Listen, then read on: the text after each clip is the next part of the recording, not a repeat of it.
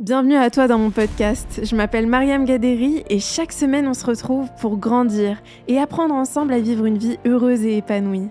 Ici on parle de développement personnel avec des invités inspirants qui ont des histoires à raconter et de la sagesse à partager en masse. Si tu cherches des idées, des outils ou de l'inspiration pour reprendre le pouvoir sur ta vie et devenir la meilleure version de toi-même, alors t'es au bon endroit. Je te souhaite une très belle écoute. Bienvenue à tous dans ce nouvel épisode de podcast. Aujourd'hui, notre invité s'appelle Édouard, un entrepreneur au parcours inspirant. Il commence sa carrière dans la finance et décide en 2016 de lancer sa propre plateforme de mise en relation entre les restaurateurs et les blogueurs. La plateforme qui s'appelle Emblème connaît un rapide succès avec 350% de croissance en 2019. Il cofonde en 2021 le restaurant italien Gruppo Mimo qui connaît un succès phénoménal. Aujourd'hui, avec 1 300 000 € de chiffre d'affaires par mois, 110 employés et bientôt 8 restaurants. Je vous invite à écouter cette conversation attentivement parce que c'est quelqu'un de très humble et rempli de sagesse pour son jeune âge. Si le podcast vous a plu ou a résonné avec vous, n'hésitez pas à nous laisser un commentaire sous la vidéo. On sera très heureux de lire ce qui vous a le plus marqué dans la conversation. Bienvenue sur le podcast, Édouard. Je suis très contente de t'avoir avec nous. Merci pour l'invitation. Avec plaisir. Et j'aimerais bien qu'on commence le podcast en te demandant, du coup, est-ce que tu as toujours été intéressé par l'entrepreneuriat ? Est-ce que tu as toujours eu cette âme d'entrepreneur ou est-ce que ça t'est venu au fur et à mesure du temps ? Ouais, en vrai, j'ai toujours aimé un peu test and learn et lancer des projets, même à petite échelle. Ouais. À l'époque, les premiers ébauches d'entrepreneuriat que j'ai réalisés, c'était sur un golf, parce que mon père est prof de golf en Normandie, à Deauville. Et du coup, pour se faire un peu d'argent de poche, je crois que c'était vraiment, j'en avais 13 ou 14 ans. Du coup, on traînait tous les étés avec mes potes sur le parcours de golf. Ouais. Et du coup, on cherchait des balles perdues, on les lavait, on les revendait aux joueurs sur le parcours. Voilà. Donc ça, c'était les premières ébauches de projets. Voilà. J'ai d'ailleurs vu une boîte qui fait ça maintenant à grande échelle, donc ça m'a fait marrer. Ouais. Et du coup, c'était mes premières intentions d'entrepreneuriat. Et ensuite, j'aimais beaucoup la musique, donc je faisais pas mal DJ. J'ai commencé à organiser des soirées. Ouais. Donc à l'époque, je ramenais des bus d'étudiants de Caen à Deauville pour faire des soirées avec des DJ. Ouais.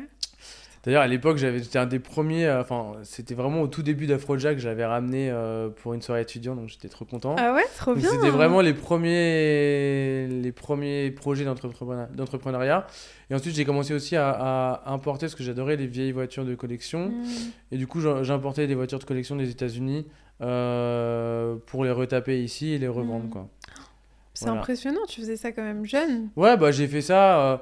j'ai commencé à 13-14 ans et après j'ai fait ça, j'avais 17, 18, 19, 20 ans et j'ai toujours aimé faire des projets et me dire tiens, j'ai une idée, je sais pas si ça va fonctionner ou pas et donc du coup voilà, l'idée c'était vraiment de pouvoir commencer à faire des projets et être un peu libre d'imaginer un produit et de le vendre, quoi. Ça c'est trop bien. Ouais. Et est-ce que tu dirais que parce que une question que je me pose, c'est un point commun que j'ai l'impression de voir chez les entrepreneurs, c'est le fait de vouloir toujours résoudre des problèmes ou apporter des solutions.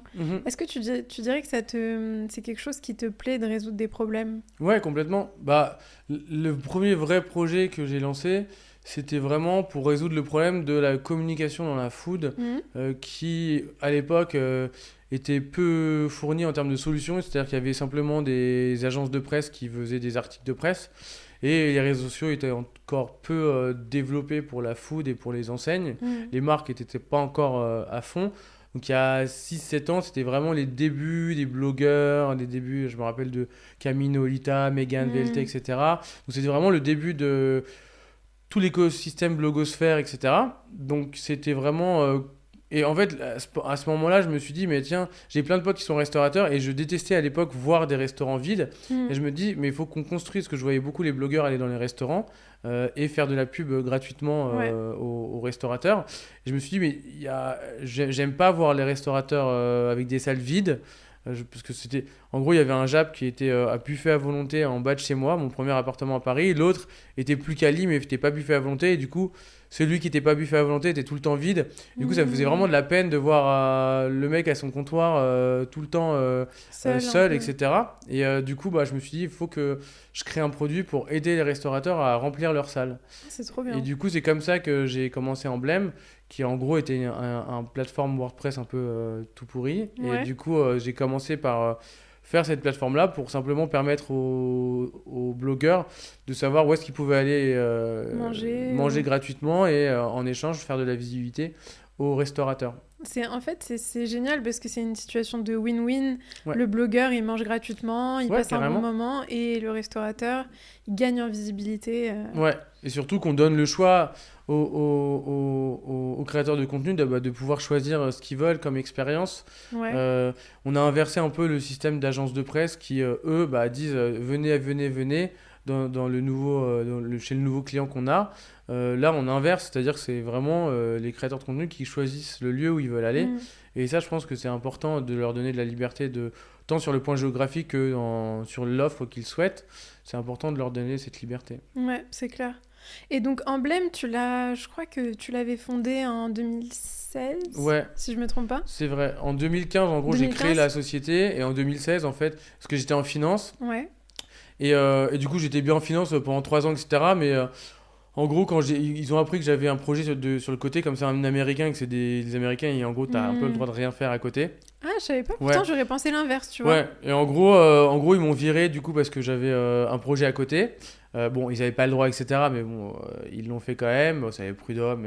J'ai gagné, mais j'ai été cool parce qu'en fait, c'est le bureau de Paris qui gérait ça et je voulais pas, comme je les adorais, je voulais pas pousser plus. Donc, je suis parti assez facilement. Et du coup, en gros, c'est à partir de ce moment-là où j'ai vraiment lancé la plateforme Emblem. Et en fait, au bout de quelques mois, je voyais qu'on envoyait beaucoup de visibilité sur des pages Insta qui étaient vraiment pas belles et qui n'étaient pas entretenues parce qu'en fait, les restaurateurs, ils n'avaient pas le temps de prendre des belles photos et de faire des belles pages Instagram, de bien les développer. Et du coup, j'ai tout simplement commencé à faire du community management.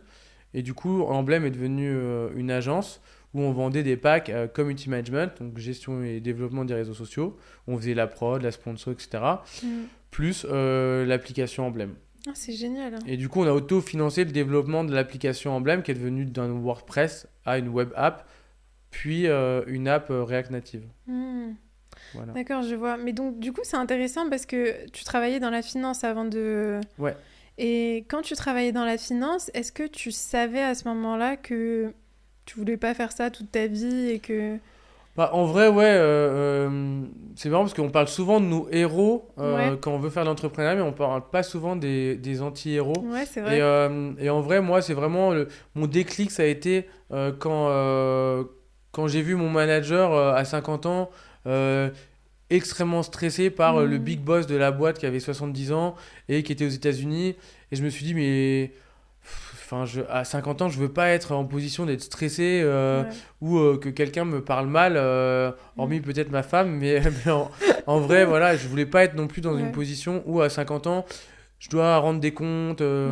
J'ai toujours eu du mal à être quelqu'un qu'on met dans un cadre et qu'on dit, voilà, tu fais ça, tu fais ça.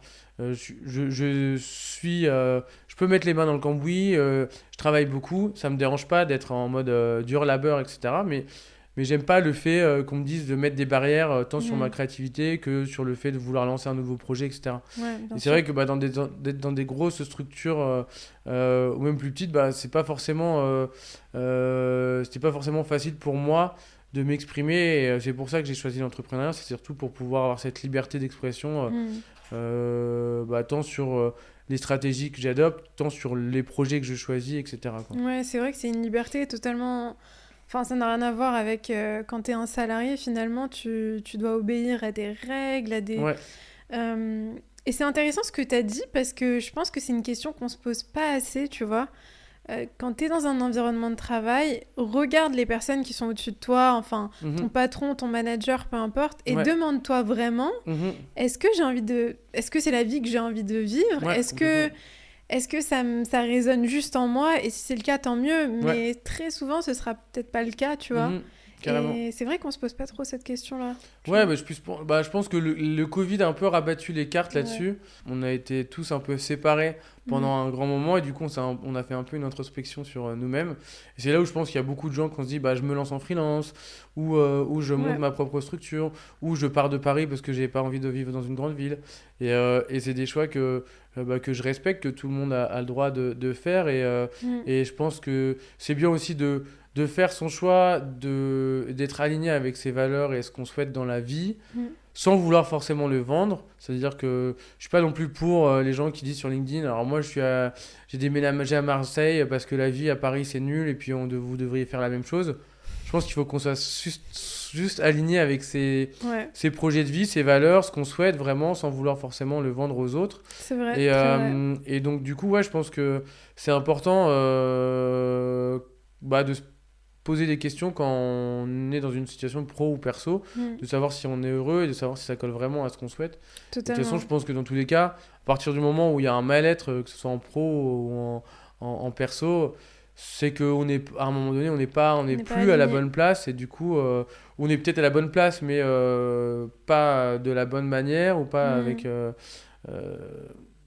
bon positionnement, avec le bon angle, etc. Donc je pense que c'est important aussi d'être aligné avec ce qu'on veut. C'est comme ce que je dis, c'est très important, le bonheur dans l'entrepreneuriat.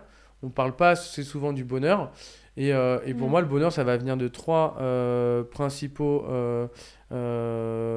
points. C'est déjà l'équipe. C'est-à-dire que quand on entreprend, une des plus grosses libertés qu'on a, c'est de former une équipe qu'on aime. C'est-à-dire que notre famille, on ne la choisit pas forcément.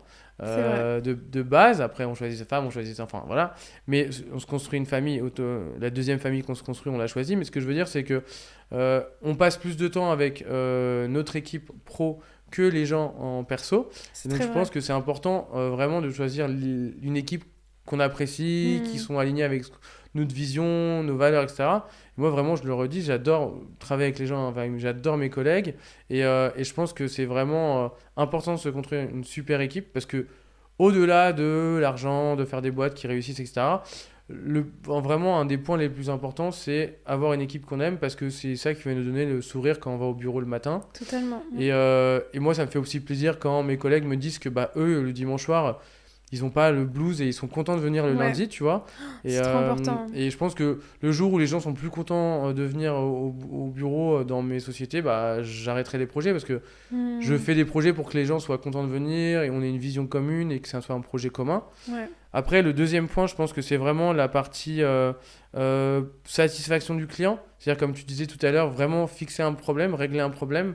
Et ça, je pense que le retour client et la satisfaction du client et le fait qu'on change la vie de nos clients, ça, c'est le fruit de notre travail. Donc, c'est très important qu'il y ait, que ça soit valuable, et que du coup, on ait un vrai ressenti de satisfaction de la part de nos clients.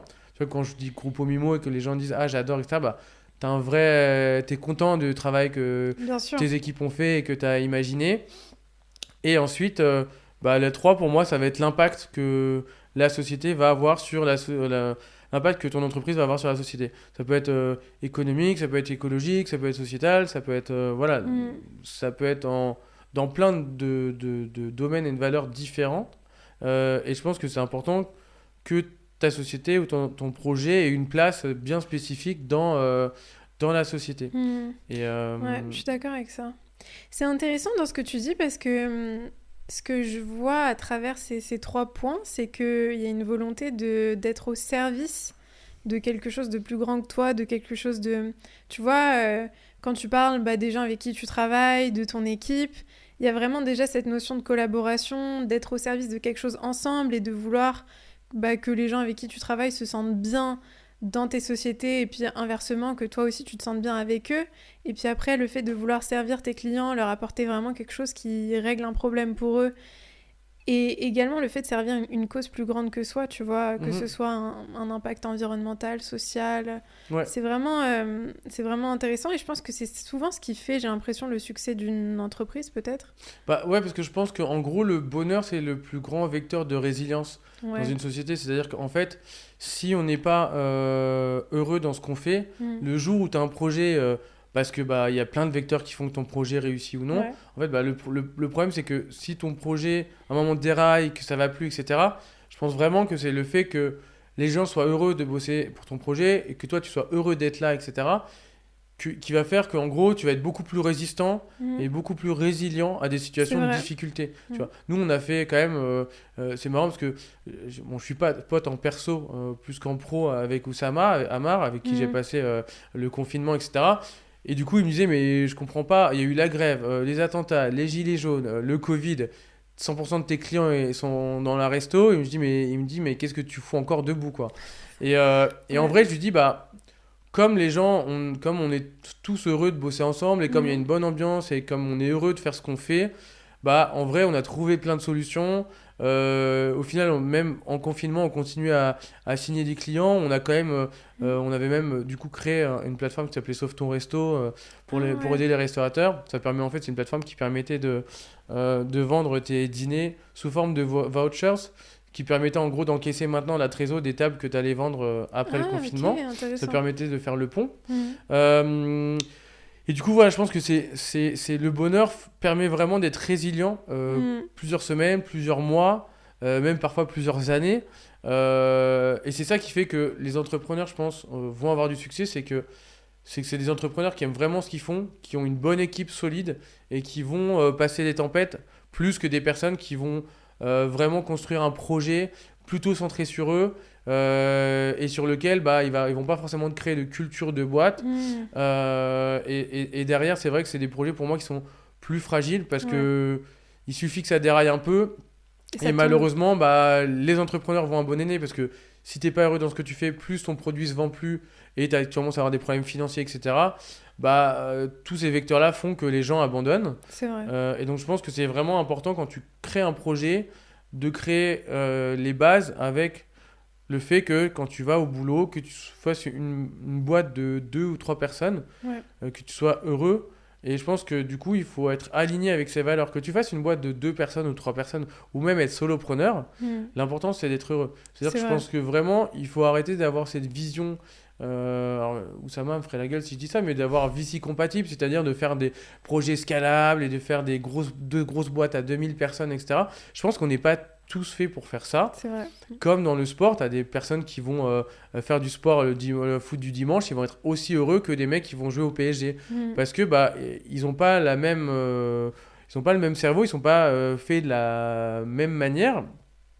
Et je pense qu'il y a des gens qui peuvent pas prendre la pression d'avoir une boîte qui fait 1000 personnes et que du coup ça va pas les rendre heureux et je pense qu'il faut pas faire une société pour rendre les autres heureux et pour rendre LinkedIn et faire du bruit sur LinkedIn et puis rendre des VC heureux. Il faut faire des boîtes qui sont alignées avec l'écosystème qu'on a envie de créer.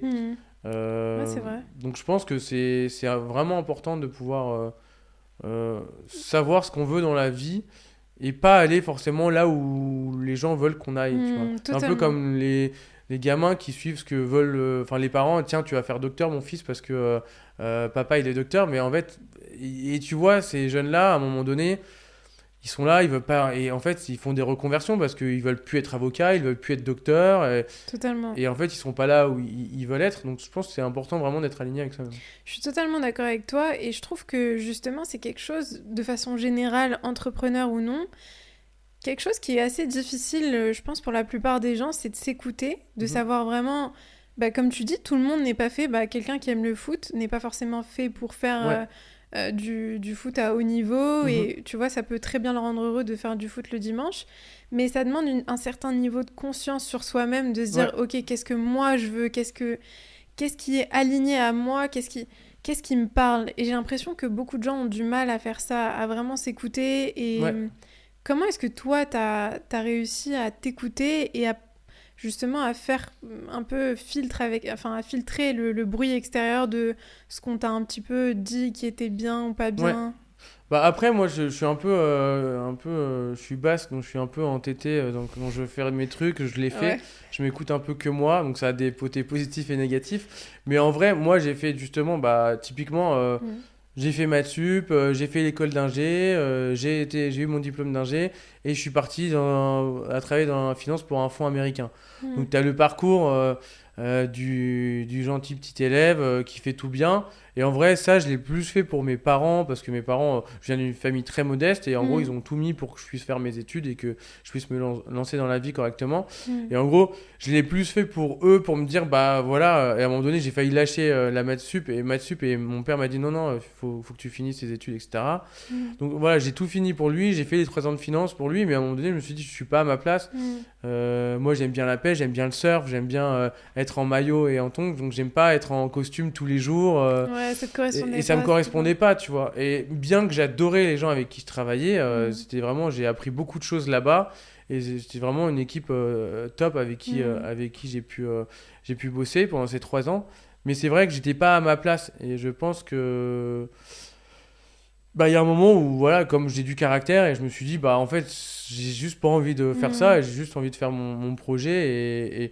Et le fait qu'il m'ait licencié, quand j'ai eu mon projet à côté, bah, en fait, a été juste un boost pour moi de se dire, bah, là, t'as plus le choix. j'ai plus le choix, parce que je me suis retrouvé en bas, parce qu'en gros, quand t'es viré en finance, t'as pas le droit de retourner à ton bureau, même pour prendre ton manteau. Donc vraiment, je me suis retrouvé en bas, il faisait le même temps qu'aujourd'hui, donc vraiment froid, pluie, en mode chemise, en me disant...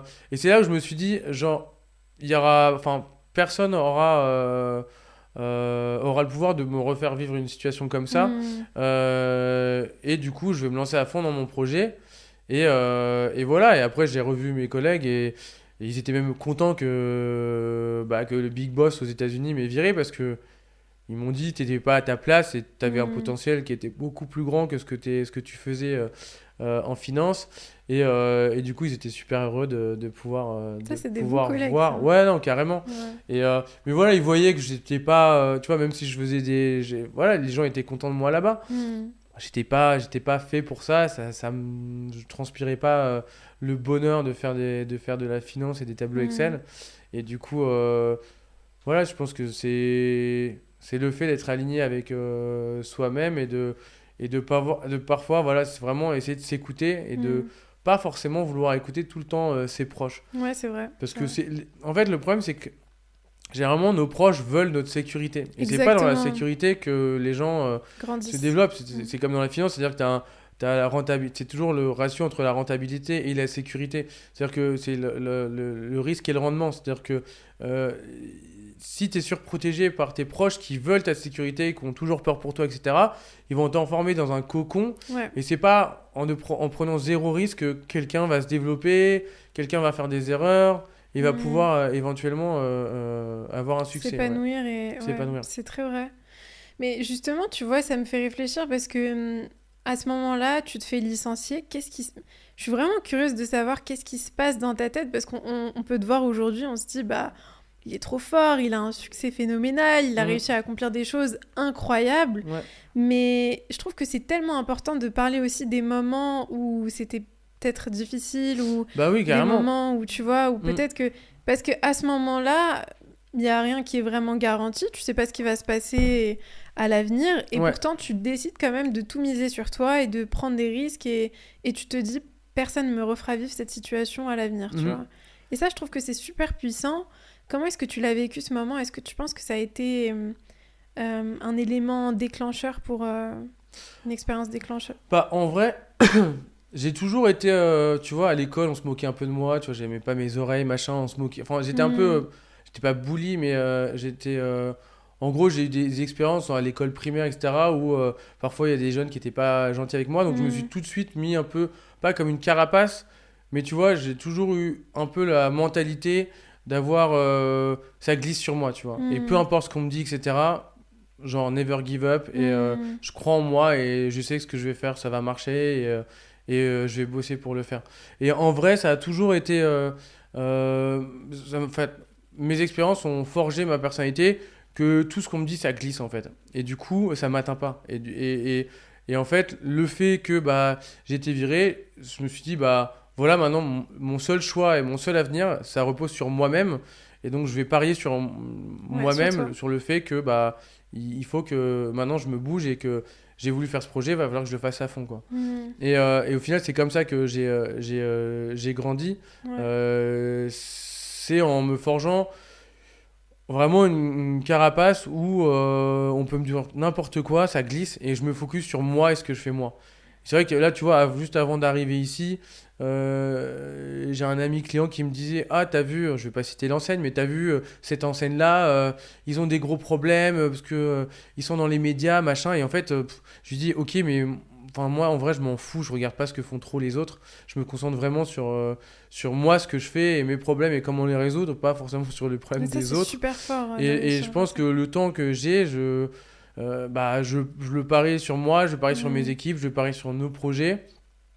Et je pense que l'entrepreneuriat n'est pas non plus fait pour tout le monde. Mm. Il faut aussi arrêter de dire que tout le monde peut entreprendre.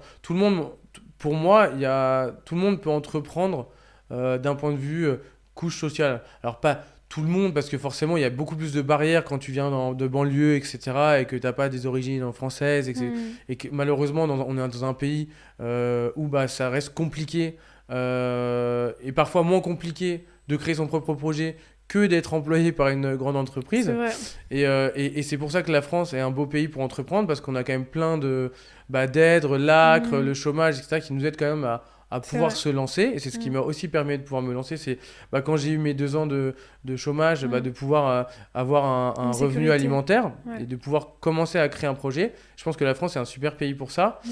Euh, mais c'est vrai que voilà, je pense que c'est important de se dire que l'entrepreneuriat, même si aujourd'hui il y a plein d'outils qui fait que tu n'as plus besoin d'avoir 1 million d'euros pour lancer un business, Mm. que même si tu veux lancer un service, un SaaS par exemple, tu peux commencer par le lancer comme un service. Mm. C'est-à-dire que par exemple, tu veux faire comme on veut faire nous, une app food tech SaaS, bah, en fait, tu peux te dire que tu peux commencer déjà par une agence ou dans une agence qui va faire du service sur des clients food tech, enfin des clients dans le CHR, food, et qui vont se rapprocher du service. Je sais pas, par exemple, tu veux lancer un SaaS dans l'hygiène Mm. avec un truc food tech super, bah, tu peux déjà commencer à faire une agence de contrôle d'hygiène ou de genre de choses-là pour pouvoir commencer à avoir des revenus, parce que le service, ça coûte rien à lancer, sous un format service, et de pouvoir construire ton outil au fur et à mesure. Mm. Et donc, du coup, je pense qu'aujourd'hui, il y a plein d'aides, plein d'outils qui permettent de se lancer beaucoup plus facilement. Ouais. D'ailleurs, on remercie tous les influenceurs LinkedIn de pouvoir documenter C'est vrai. tous ces super outils qui sont Mm. souvent gratuits en plus. Euh, euh, mais voilà, l'entrepreneuriat est accessible pour beaucoup plus de gens, mais je pense C'est pas vrai. que ça veut pas dire que l'entrepreneuriat est fait pour tout le monde. C'est pas parce que c'est plus accessible que c'est fait pour tout le monde, Mm. parce que je pense que c'est comme ce qu'on disait tout à l'heure, l'entrepreneuriat est un sport, Mm. et soit on est habité vraiment par cette envie d'entreprendre, de faire des projets, etc. vrai. C'est vraiment quelque chose qui vient enfin, dans la personnalité, qui est vraiment inscrit dans la personnalité des gens. Et je pense que tous les gens n'ont pas ça. Mm.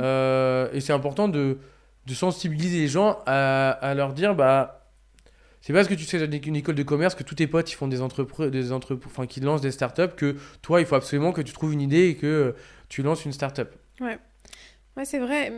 Bah, c'est intéressant ce que tu dis parce que on entend différents discours là-dessus. Tu vois, il y a des personnes qui disent que tout le monde est capable d'entreprendre, que tout le monde est capable d'apprendre à entreprendre. Moi, je suis assez d'accord avec toi. Je pense que c'est quelque chose de très naturel, de très d'inné en fait, dans un sens. Tu vois, même le fait d'être un leader, je pense qu'on peut tous développer des capacités, des compétences de leadership, mais je pense qu'il y a des personnes qui ont une force naturelle, enfin des qualités naturelles de leadership.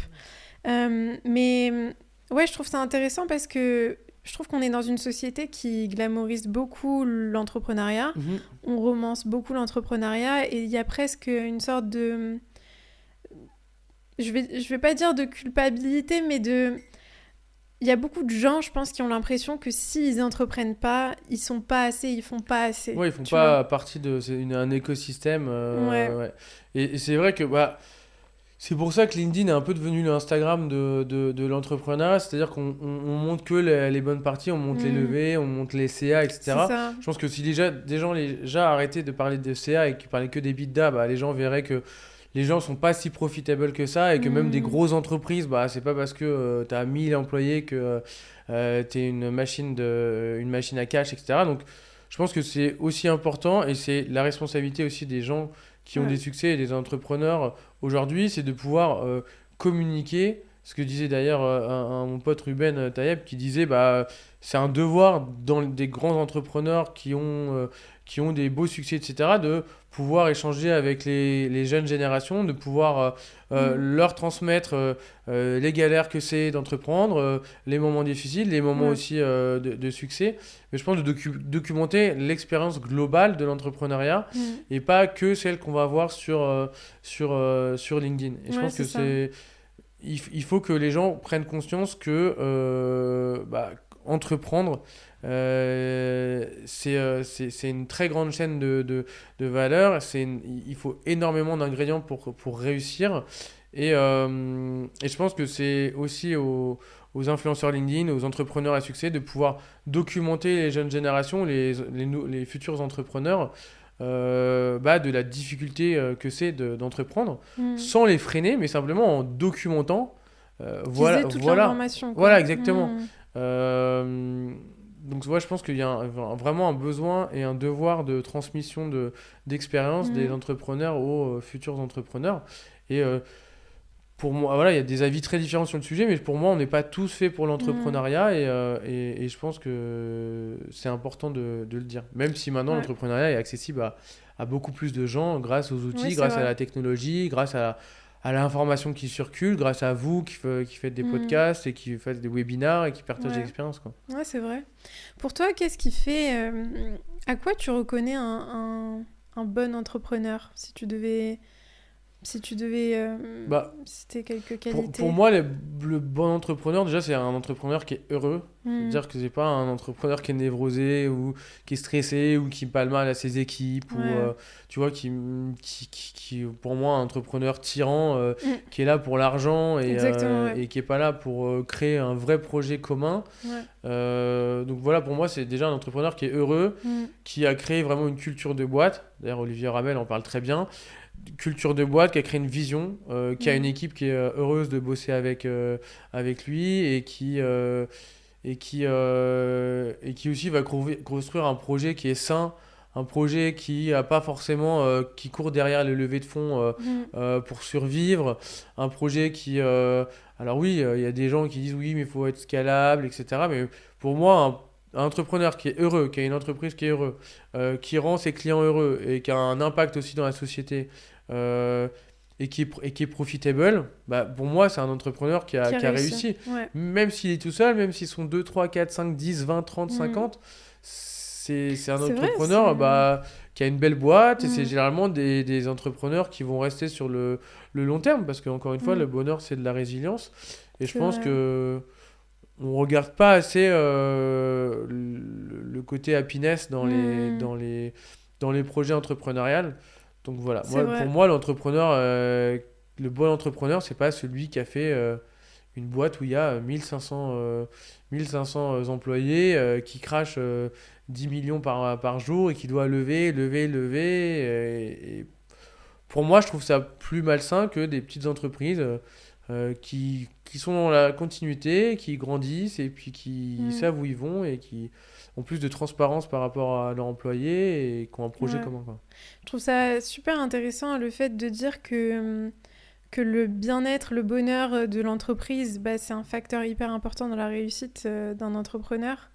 Parce que c'est vrai qu'on a beaucoup tendance à se focaliser sur les chiffres, le CA, enfin le nombre d'employés, les levées de fonds, etc. Alors que finalement, il y a d'autres critères de réussite, plus peut-être un peu plus subjectifs ou plus... complètement.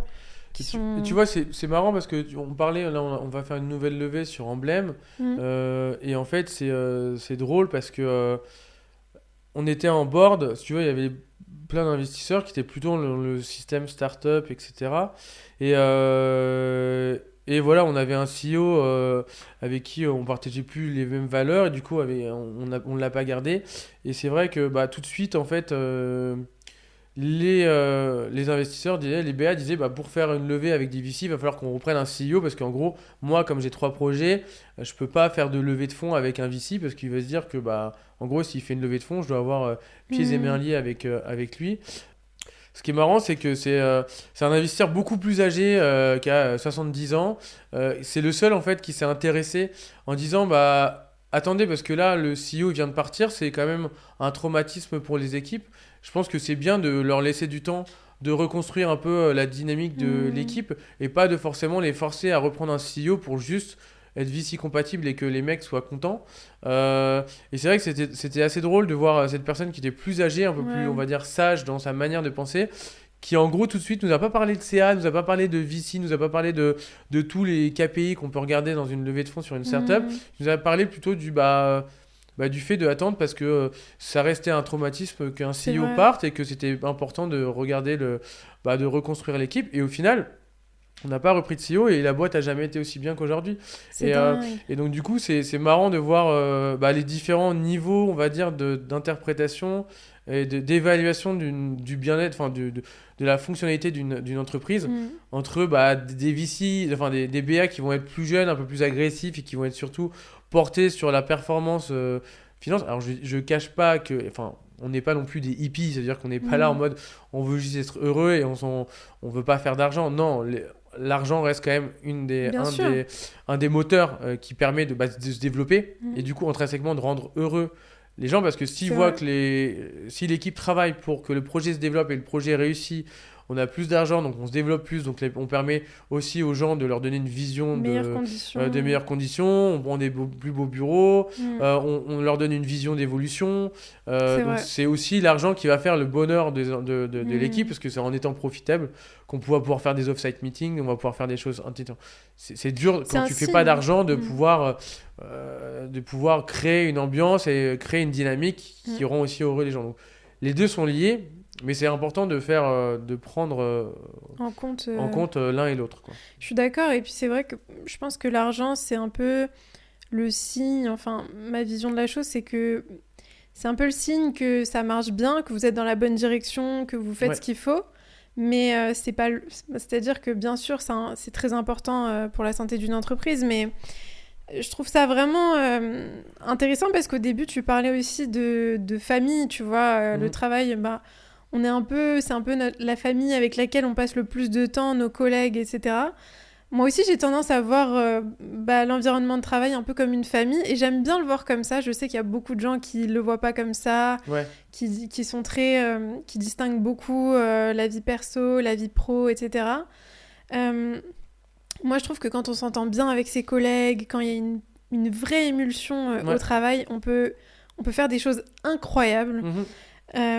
Et c'est intéressant du coup de voir que tu vois, cette personne, elle parlait du fait que le CEO soit parti un peu comme un trauma, un peu comme dans une famille en fait, finalement. C'est ça. Et du coup c'était vraiment le fait de se dire prendre en compte en fait le mood de l'équipe et prendre vraiment le côté humain et pas que le côté on a construit, c'est des cases, il faut qu'on mette les carrés dans les carrés.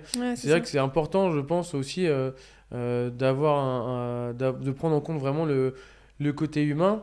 Et même en fait quand on construit une entreprise, je pense que c'est important. Par exemple, un truc débile qu'on faisait pas de customer success, donc on ne demandait pas en gros à nos clients, on les téléphonait pas à savoir s'ils étaient contents ou pas. Donc en fait les seuls retours qu'on avait, c'était forcément tu as du churn dans une société, donc tu as certains clients qui partent. En fait, comme on ne demandait jamais si les clients étaient contents, les seuls clients qu'on entendait, c'est les clients qui disaient on arrête la collaboration. Et donc en fait, ça c'était mauvais pour le moral des troupes parce que ça représentait 2 ou 3% de tous les clients. Mais quand tu as 300 clients, ça va quand même faire quelques clients. Et du coup, si tu as les mauvais retours de quelques clients, en fait, que ce soit du côté commerciaux, côté tech et côté, on va dire, opérationnel, c'est pas glorifiant. Donc du coup, les gens ont l'impression que notre produit ne fonctionne pas. Et le jour où on a commencé en fait à poser la question, en fait on a vu qu'il y avait plein de clients que forcément que tu as 3% de gens qui partent, tu as 97% de gens contents. Mais le fait de demander aux gens qui sont contents, qui nous disent qu'ils sont contents et de le transmettre sur Slack en disant telle personne est super contente, regardez, ils nous ont envoyé une photo, ils ont la queue devant leur restaurant, etc. C'est génial, et en fait ça, si tu veux, d'un point de vue, les commerciaux croient beaucoup plus aux produits qu'ils vendent, donc c'est très important. C'est vrai. Et pareil pour la tech, pareil pour Et donc du coup, je disais au Customer Success, s'il vous plaît, montrez les retours des clients heureux sur Slack pour en gros vous montrer le fruit du travail. Et c'est le deuxième point que je disais, c'est que le bonheur est apporté par la situation de nos clients. Et donc je pense que c'est vraiment important de pouvoir montrer la satisfaction client. Un peu comme chez Grupo Mimo, où on pourrait prendre que les 1 ou 2% des avis Google qui vont nous dire « Ah, mais j'ai pas aimé ça » ou « Le service, il était pas bien ». Et si on montrait que ça aux équipes, ça mettrait un mauvais mood. Donc c'est vraiment important c'est bien de prendre en compte les clients pas contents, mais c'est vraiment aussi ou les clients qui partent, mais c'est aussi important, surtout pour le moral des troupes, de pouvoir exposer les clients contents, les clients qui nous envoient des photos. J'ai même reçu une photo, ils avaient commandé un Grupo Mimo parce que sa femme venait d'accoucher, que son premier repas c'était un Grupo Mimo, et vous voyez le Grupo Mimo avec le bébé, enfin voilà, c'est des retours comme ça qui sont super mignons et super cool, et quand on travaille, c'est vrai que ça nous donne un peu le résultat de notre travail. Ouais, bien sûr. Et c'est vrai, c'est aussi une des raison que j'ai fait une marque dans le B2C, c'est que tu as beaucoup plus de reward quand tu es une B2C, parce que dans le B2B, les gens te disent qu'ils sont contents, mais quand tu leur demandes, c'est-à-dire qu'ils vont pas, eux, leur dire, t'envoyer un message, genre merci, c'était trop bon, faire des stories sur toi, etc. Parce qu'ils ont toujours peur que s'ils font ça, ils vont payer plus derrière. Donc c'était un peu ce côté aussi d'avoir un côté B2C reward et de toucher plus de personnes. Un contact direct avec les gens, et puis... Ouais, exactement. Ouais, je vois très bien ce que tu veux dire. Je me demande aussi comment... quelque chose que j'entends beaucoup chez les entrepreneurs, c'est la difficulté justement de bien recruter, de trouver les bonnes personnes avec qui travailler. Ouais. Est-ce que toi, tu as déjà eu des difficultés là-dessus ? Est-ce que tu penses que c'est un challenge de trouver... Aujourd'hui, il y a des challenges sur certaines positions dans la boîte. Typiquement, trouver des sales, c'est très compliqué, trouver des bons sales. Tu vois, par exemple, l'agence, nous, on cherche des gens en newbies sur l'agence, et aussi on cherche des sales et des SDR sur l'app, Emblème. Et d'ailleurs, si vous voulez... si vous nous écoutez et vous voulez postuler, c'est très dur en fait de trouver des commerciaux, des gens vraiment qui savent vendre et qui sont passionnés par la vente, etc. Donc c'est compliqué, et sur la tech, parce que c'est un marché qui est en pénurie, et à la fois sur le commercial et sur la tech, c'est vrai que c'est assez compliqué de trouver des bonnes personnes, mais c'est vrai que sur ces pôles-là, il y a un peu de difficulté. Mais après, voilà, j'ai eu quand même la chance de trouver des super personnes, même sur Grupo Mimo, tu vois, on s'entend tous bien. Et on va dire, nous, en fait, on a un étage entier d'un immeuble où j'ai réuni les 3 boîtes. C'est génial. Du coup, je peux passer d'une boîte à l'autre et tout le monde s'entend super bien. Donc, il y a vraiment une bonne ambiance. C'est ça qui est cool. Ouais. Parfois, il y a forcément des différends entre des personnes, mais on essaie vraiment tout de suite de discuter, faire des one-to-one, dire ce qui va pas, et pour pouvoir résoudre vite les problèmes, que ça ne s'envenime pas. Donc j'ai pas eu forcément trop de problèmes. Il y a forcément des profils avec qui j'ai travaillé qui ont pas fité avec la boîte, ou qui délivraient pas ce qu'on leur demandait de faire. Moi, j'ai une philosophie qui est pas forcément la bonne, mais je fais très peu de réunions et je manage très peu. C'est-à-dire que j'essaye de prendre les meilleurs et après de les laisser faire. Après, parfois ça marche pas, mais quand ça marche bien, parce que on a des gens qui ont beaucoup de loyauté envers moi, et c'est des gens qui restent sur le long terme. Il y a des gens qui sont là depuis 3-4 ans, alors que c'est des jeunes de 25, 26, 27 ans. Et c'est vrai que généralement, c'est des profils, quand tu vois les CV, qui vont rester 6 mois, 8 mois, 1 an max, tu vois. Les gens changent énormément. Et pourtant, moi, j'ai énormément de gens qui sont là depuis longtemps. C'est bon signe. Ouais. Et du coup, il y a vraiment un squelette solide dans mes sociétés, parce que justement, je leur laisse là, je suis là tout le temps. C'est-à-dire que quand ils ont besoin, je suis là. Je travaille tous les jours, donc je suis vraiment présent. Je suis pas quelqu'un qui va être en mode j'ai mes bois, je suis inaccessible. Par exemple, le fun fact, j'ai pas de bureau. C'est-à-dire que j'ai pas de bureau à moi. Donc je suis tout le temps en bout de table, où je suis là à réclamer une chaise parce qu'il n'y a pas de chaise, et je dis jamais le mot c'est mes employés, je dis toujours c'est mes collègues. J'ai remarqué que tu as dit, ça m'a vraiment interpellée, parce que tu as dit mes collègues tout à l'heure. T'as pas dit mes employés, t'as dit mes collègues, et j'ai trouvé que c'était une belle... Ouais, parce que en fait, j'ai jamais voulu... Alors voilà, tout ce que je dis là, je reste très modeste, et c'est juste ma manière d'entreprendre, et je dis pas que c'est la meilleure manière de faire, mais c'est dans la manière que moi, je me sens bien. C'est-à-dire en fait, je déteste être vu comme le patron, parce que j'ai jamais eu la prétention, en fait, d'avoir la position de patron, de diriger les gens. Et je préfère juste être à un niveau. Alors, ça a aussi ses défauts. Parce que parfois, il y a des profils sur lesquels il y avait parfois un manque de respect ou un manque de, on va dire, que moi, de manque de pouvoir, en fait, pour avoir une hiérarchie assez flat. Mais voilà, aujourd'hui, ça a donné ses fruits parce que les gens qui sont là depuis plusieurs années, au bout de 5-6 ans d'entrepreneuriat, l'équipe qui est restée est vraiment une équipe solide. C'est ça, en fait. Et il y a des gens qui sont partis, mais du coup, on a gardé un noyau dur qui est ultra solide. Tu vois, j'ai un pote qui était là, qui travaille aux États-Unis, et du coup, qui va beaucoup dans les startups, qui a plein de potes chez YC Combinator, enfin, Y Combinator, etc., qui est à Silicon Valley, qui est dans toutes les startups, machin. Et il disait, et c'est marrant, parce qu'en fait, il est venu. Il me fait, mec, t'as vraiment fait une belle boîte parce que genre, les gens, ils ont l'air d'être trop contents d'être là, quoi. Ça, c'est et tu vois, c'était... et je lui ai rien dit, tu vois. Je lui ai même pas dit en mode, t'en penses quoi de ma boîte, tu vois. Juste, il est arrivé, il a tout de suite discuté avec les gens et tout. Il me dit, mais franchement, je suis fier de toi. Tes boîtes ont l'air cool parce que les gens ont l'air contents d'être là, tu vois. Ça, c'est vraiment un signe vraiment très révélateur d'une bonne boîte. Carrément. Et c'est rare, hein, franchement. Ouais. Et après, c'est voilà, vraiment. Et du coup, je manage comme ça. Alors, ça a ses avantages, ses défauts. Il y a des gens qui aiment pas ça parce qu'ils disent que le management est trop absent ou ce genre de choses. Mais voilà, c'est ma manière de construire les projets. Et quand les gens adhèrent, ils y adhèrent vraiment et sur le long terme. Ouais. Et je suis moins clivant que je vais jamais, par exemple, dire... ça m'est jamais arrêté de dire pourquoi t'es arrivé à 10h11 ou pourquoi t'es arrivé à 9h35. Je suis très contente que ce soit pas comme ça. Mais vraiment, ça, et par contre, voilà, je reste quelqu'un qui est sur les résultats. Si les résultats sont pas là, je vais dire, voilà, qu'est-ce qui se passe, pourquoi tu n'y arrives pas, qu'est-ce qu'on peut faire pour que tu y arrives, de pouvoir les mettre dans les meilleures conditions possibles et de pouvoir comprendre pourquoi ça marche pas, trouver des solutions. Et puis parfois, ça marche pas, et puis on se sépare. Les gens nous appartiennent pas quand on fait un projet. Alors parfois, moi, ça m'a attristé. J'ai un mec, Hugo, qui était longtemps avec nous et qui du coup après est parti en freelance. Donc maintenant il s'éclate en freelance, il est à Biarritz, il est parti de Paris. Donc je le vois, il est heureux, donc je suis heureux qu'il soit heureux, tu vois. Mais parfois c'est vrai que tu t'attaches à des gens, t'as pas envie qu'ils partent, tu vois. Bien sûr. Mais après c'est la vie et les gens nous appartiennent pas, que ce soit dans le perso ou dans le pro.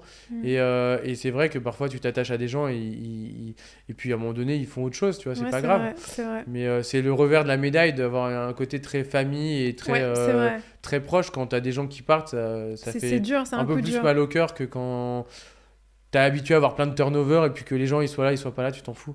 C'est tellement vrai, mais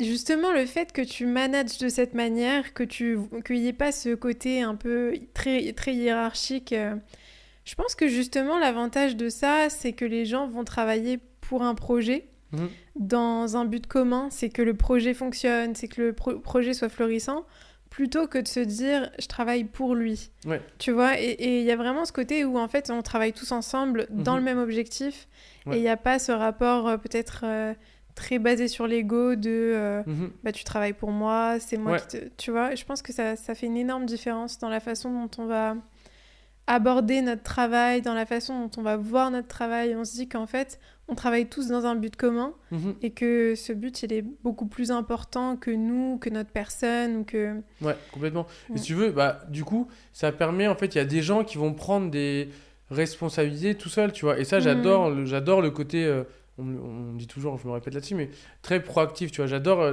la proactivité dans le sens où tu vois, tout bête, mais tu vois, par exemple, il y a la Head of Operation qui fait toute la partie influence, qui est avec moi depuis genre, je sais pas, 3-4 ans. Et tu vois, ce matin, elle était à un meeting avec stratégie sur l'influence, etc. Tu vois, elle avait emmené des collègues. Et du coup, j'ai trouvé ça trop cool, en fait. Ce matin, j'ai reçu la photo en mode, on a la conférence de ça. Et en fait, je savais pas qu'ils y allaient. J'avais pas demandé qu'ils y aillent, tu vois. Mais en gros, ils y sont allés d'eux-mêmes. Et ça, je trouve que c'est un super signe que ta boîte va bien quand les gens commencent à prendre des responsabilités et des décisions tout seuls. Ouais. Et par exemple, pareil, Julien, notre CTO, qui a organisé un workshop pour pouvoir savoir quelles sont nos valeurs. et qui a ramené cette idée-là de sa précédente boîte. Et du coup, bah, je lui ai pas demandé de le faire, mais il l'a fait parce que il disait que c'était pour le bien commun. Et du coup, j'ai fait un exercice très intéressant qu'on n'avait jamais fait. C'est-à-dire, en gros, il nous demandait de mettre, par exemple, une situation où en fait on avait aidé une personne de la boîte où on l'avait aidé et on s'était senti bien par rapport à une situation où on l'a aidé. Tu vois, par exemple, il y avait mes DRH. La situation, c'était quand elle a permis à Léna d'avoir, qui est algérienne et qui avait des problèmes justement d'avoir les papiers, etc. Alors qu'on voulait tous qu'elle reste, qu'elle est top. Et du coup, qu'il y avait ses papiers et c'était un bazar avec l'ambassade, etc. Et du coup, bah, elle, sa fierté, c'était d'avoir résolu ce problème pour qu'elle puisse intégrer l'équipe et qu'elle puisse rester, tu vois. Et du coup, bah, construire nos valeurs par rapport à tout ça. Donc, c'était le côté bienveillant, le côté avec aussi nos clients proactifs, etc. Ouais. Et du coup, bah, tu vois, le workshop qui a été fait, la notion de workshop que j'avais pas instaurée, ils l'ont instauré eux-mêmes. Et je trouve que du coup, bah, ça fait que c'est plus imposé par une personne, mais que c'est, on va dire, les idées viennent de partout. Et en fait, ça permet vraiment d'avoir quelque chose de circulaire et avoir vraiment une synergie commune. Et c'est là où je trouve que vraiment, tu vois que la boîte, elle commence à fonctionner. C'est vraiment où les gens commencent à se dire, tiens, je vais faire ça, etc. Et je trouve ça vraiment important et je suis vraiment fier de mes équipes et de ce qu'on a construit. Parce que, bah, il y a ce côté, ça y est, ça commence à prendre, tu vois, de vraiment... Je sens que depuis là, la rentrée, il se passe des choses, les gens sont mieux. Quand il y a des gens qui sont pas bien, on échange tout de suite, on essaie de, tiens, ils veulent savoir, ils sont pas à la place où ils veulent vraiment savoir où ils vont, dans quelle la visibilité qu'ils ont, etc. Donc on essaie de partager un max d'infos, de transparence sur les chiffres, sur où on va, pourquoi on le fait, tu vois, faire une roadmap, tu vois, projeter les gens à fond pour savoir vraiment, créer ce projet commun, quoi. Totalement. J'aimerais bien te poser une question j'ai 2 questions pour terminer. La première, c'est si tu avais un conseil à donner à ceux et celles qui nous écoutent et qui ont peut-être envie d'entreprendre ou de démarrer quelque chose, qui ont vraiment cette envie en eux, mais qui savent pas forcément par où commencer, quel conseil tu leur donnerais ? En gros, il y a différentes manières d'entreprendre. Il y a la manière d'entreprendre où, par exemple, on va choisir un marché niche parce que c'est un marché qui nous passionne. Par exemple, je sais pas, j'ai une pote qui a lancé un produit dans la dermato-cosmétique parce que elle avait des problèmes de peau et que ça la passionnait, etc. Donc c'est vraiment un domaine qui la passionne et c'est un domaine où elle-même elle a eu un problème. Marché, voilà, mais c'est vraiment un problème et elle s'est dit je vais résoudre et ça c'est vraiment attaché à sa vie perso. Donc je pense qu'il y a les projets entrepreneuriaux qui sont basés sur les expériences qu'on a eues dans notre vie perso, comme Victoire ou comme Justine avec Respire, ou ce genre de personnes-là qui vont vraiment qui vont avoir un vrai pont entre leur vie perso et leur vie pro. Donc ça peut être un projet entrepreneurial qui va faire que ça va être du succès, parce que justement ça va rejoindre le fait d'être heureux dans ce qu'on fait, parce que c'est vraiment un projet qui nous tient à cœur. Voilà. Et ensuite, il y a les projets de se dire... Je sens que j'ai envie de faire quelque chose, j'ai envie de faire de l'entrepreneuriat, mais je ne sais pas dans quel domaine. Je pense que c'est important de ne pas forcément vouloir se mettre dans un marché de niche. Et je pense qu'il faut arrêter de se dire qu'il faut trouver l'idée que personne n'a trouvée. Parce que comme on est plusieurs milliards de personnes à réfléchir tout ensemble sur Terre, voilà, si personne l'a trouvée ou personne l'a fait cette idée, généralement c'est un peu mauvais signe. Donc si on veut maximiser les chances en fait d'avoir un projet qui est réussi et qui a une grosse traction, ça va être aller sur des marchés en fait qui sont très gros et qui sont pas forcément bien adressés ou qui sont pas bien exécutés. Parce qu'encore une fois, c'est pas l'idée qui compte, c'est avec l'exécution. Et de dire, tiens, Groupe Mumo, nous on a adoré la food, on voulait faire une boîte B2C, etc. Mais on était sur un marché de la restauration italienne qui pèse 5 milliards et qui d'un point de vue marketing d'un point de vue expérience et marketing n'était pas bien adressé. Donc il y a des concurrents. Mais on a quand même vu, nous, notre capacité d'exécution sur certains points qui étaient plus importants que nos concurrents. Donc c'est de se dire, on va aller sur un très gros marché où il y a déjà des acteurs, des acteurs qui ronflent un peu et qui sont pas aussi forts que nous sur certains axes, et de pouvoir se dire, bah, grâce à nos skills, on va aller pouvoir justement aller gratter des parts de marché sur un très gros marché.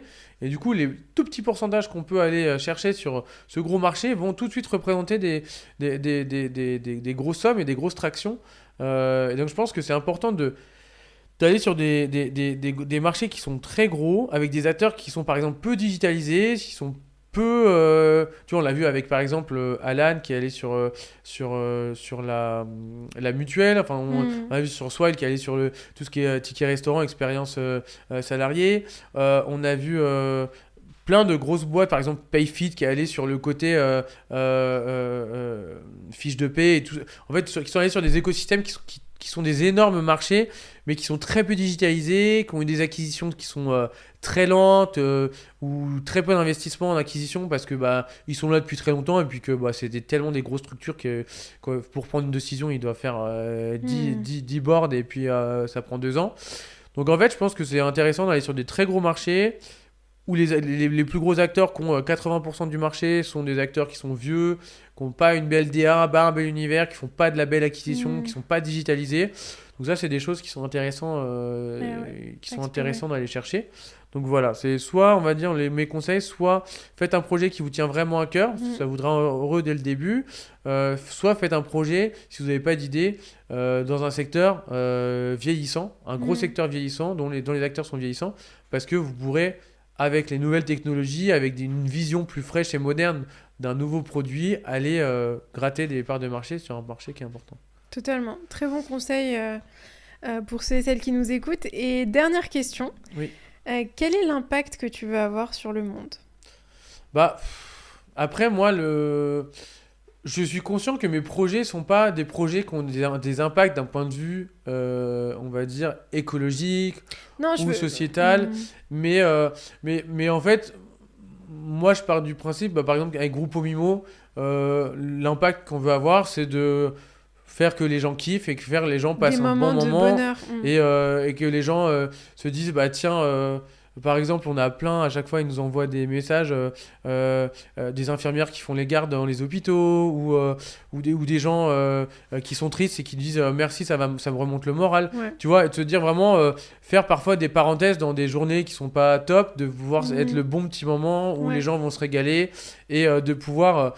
à notre niveau, donner le sourire avec de la bonne cuisine italienne et en mettant plein d'amour et plein de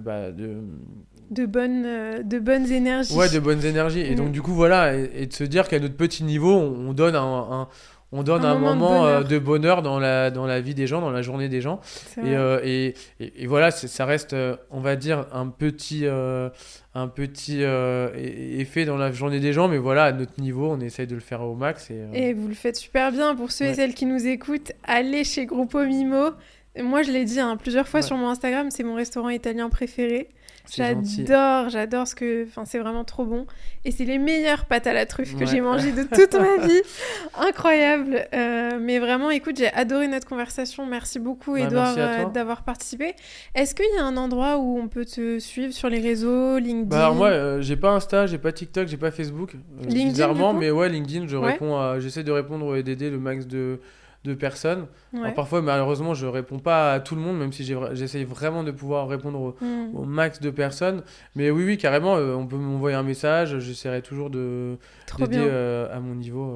Trop bien. Voilà. Je mettrai le lien de ton LinkedIn sur le Avec podcast. Plaisir. Merci beaucoup, c'était trop bien. Merci.